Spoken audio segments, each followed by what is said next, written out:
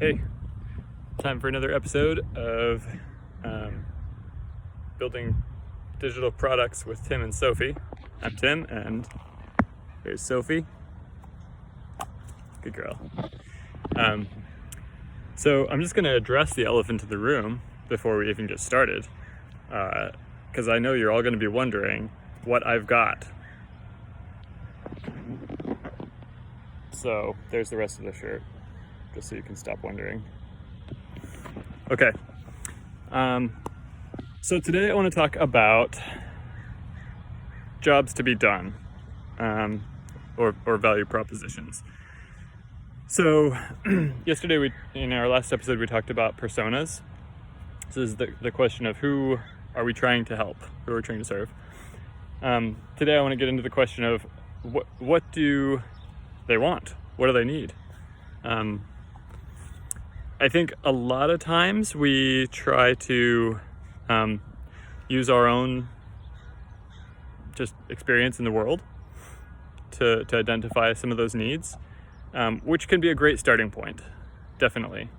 But something that can really expand on that and give you a little more assurance that you're on the right track is by going out into the real world and finding the people who match your personas and interviewing them in a focused way, and actually just sitting down with them and talking with them. I've been doing it kind of in a one-on-one setting, or sometimes it's me and some of the developers on the team, and going through an interview that elicits what's important to them and what are they trying to get done in their lives. I try to start broad in my questions. I don't, the worst thing you can do is go in and say, hey, we've got this great solution that we think you'd like. What do you think? And then, ask if they like it. Because you're not even sure if you're addressing a problem that they really have that's really important to them. And most people will just be like, oh yeah, sounds great.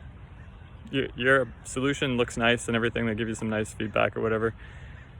But what you really want to do is step back and start with the question of what's the actual need, apart from any solution we might, deliver for this need or conceive of. What's the actual need? And so you can start off. A lot of the times I'll start off these interviews asking people just to tell me about their experience as whatever persona they are. So, in our case, it's people who have rare diseases or people who are caring for someone who has a rare disease. And you can say, what's that like for you? Take me through a day in the life or that sort of thing. And then you can start to dig into what's really rewarding for you in your life? What are the happy parts of this experience? And then what are the hard parts? What's tough or what's difficult? And this is where you really start to get into the meat of things that you could potentially help them with. So starting with that really open-ended questioning is very good for eliciting organically their real desires and needs. As themes emerge in these interviews, those are essentially hypotheses for demand. That there may be demand for this thing. And you could go off and start developing a solution for that thing right away. Or you could try to test the demand and see how much demand is there really for this. Is it just those one or two people that I've interviewed? Or is this a bigger problem that will affect many of our users? I would require evidence in proportion to expenditures. Evidence in proportion to expenditures. So if it's very quick and easy to develop a solution and kick it out there as a prototype and see if people use it, okay, you could do that. Probably the better thing to do is to test demand for the thing first. So, if you have demand, if you are seeing some signal for demand for a given problem, then there are a number of different types of tests that you could do to test demand for that. There are smoke tests, which you can do, which is like sign up for this thing if you're interested. Maybe join a wait list or something like that. Recognizing that sometimes you may sound like you're making a promise that you're going to build this thing. And so then if you later choose not to build that thing because there wasn't enough demand for it, then you can kind of hurt your reputation a little bit and leave some people disappointed.